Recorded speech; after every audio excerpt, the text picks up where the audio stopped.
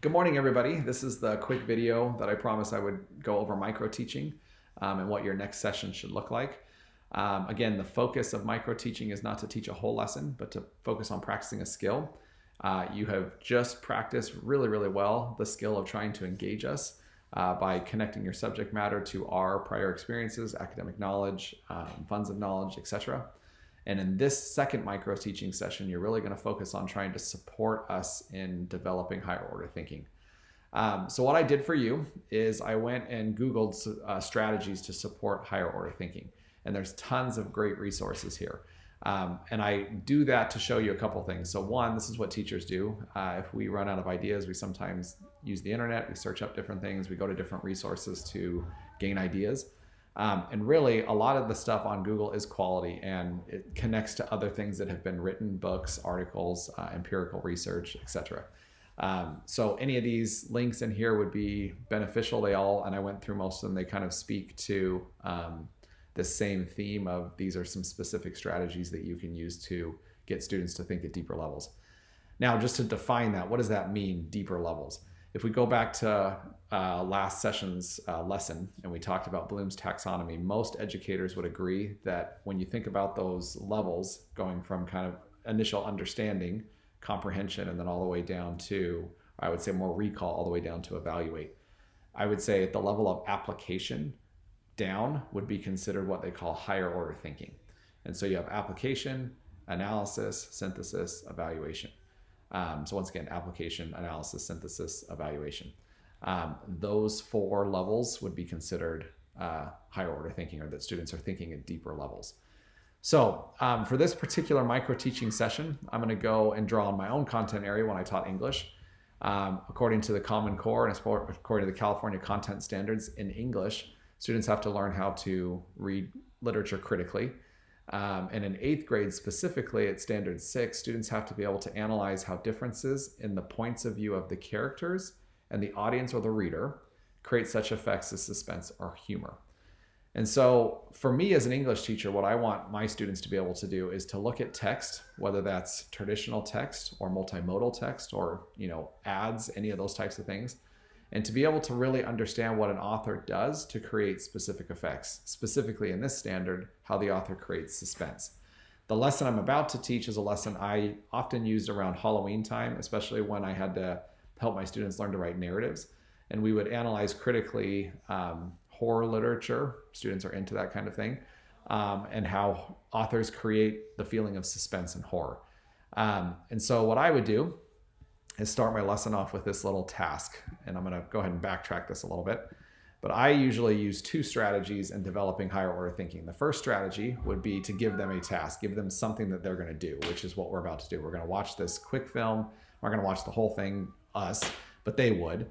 And in the process, they would be thinking about this question. That's my second strategy. So I usually ask questions that promote the type of thinking that I want.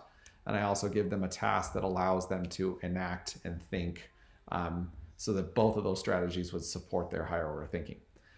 Okay, so now I'm going to be the teacher, you're my students. So I would say, okay, class, so today we really want to, as writers, understand how fictional or, really fiction or literature, how authors that write literature develop certain effects.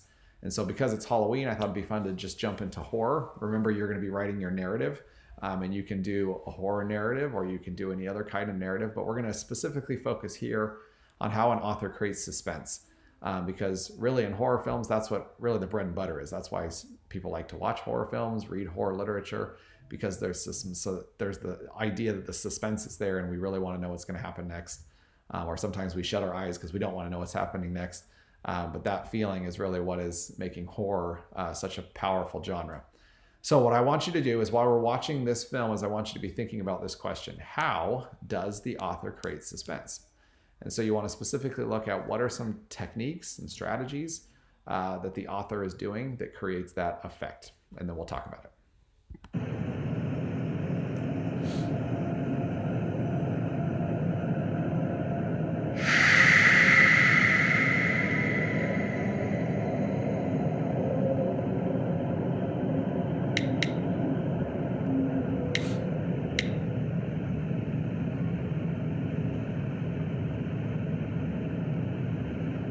Shit.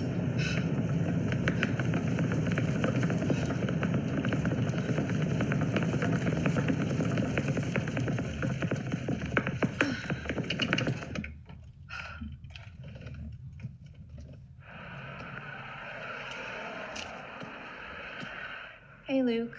Jess? I'm so sorry. I didn't know who else to call. No, I'm glad you called. It's kind of late. Is everything okay?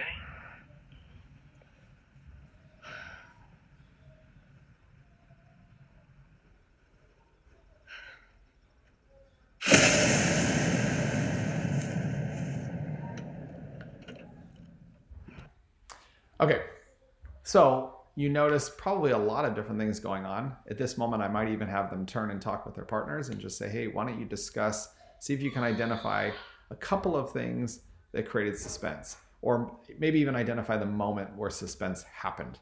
So I'll have them talk through that. And then afterwards, we come back and say, okay, let's just maybe focus on this event, this shadowy figure walking by. Why did that create suspense? It's just somebody walking across the screen. Sometimes I get an answer of, well, it was the music, it was that shock. And clearly in writing, we can't do that. And so I might deter them and say, okay, that's one strategy that somebody can use in media, but how can we do that in writing? And we start talking about trying to break this down, figure out what the author did, try to form a conclusion on what it is that the author specifically did to create this effect, so then they can therefore replicate that in their own writing. So that in a nutshell would be what higher order thinking is, or ways that you can support higher order thinking. And I look forward to seeing what you all come up with.